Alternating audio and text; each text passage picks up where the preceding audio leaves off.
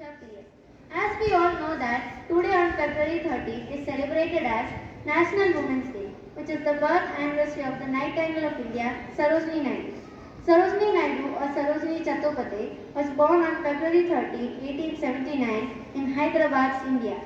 She was a political activist, feminist, poet and the first Indian woman to be the President of Indian National Congress and to be appointed an Indian state governor. She was sometimes called the Nightingale of India.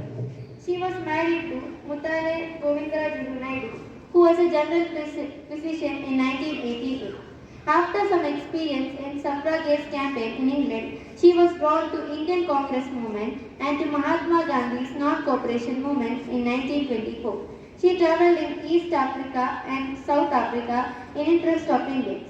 There and the following year became the first Indian woman president of the National Congress, having been preceded 8 years early by Annie Besant.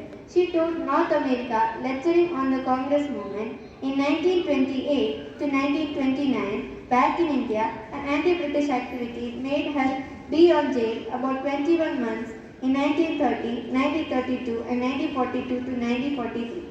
She accompanied Gandhi to London for the inclusive second section of the Round Table Conference for Indian-British Cooperation 1931.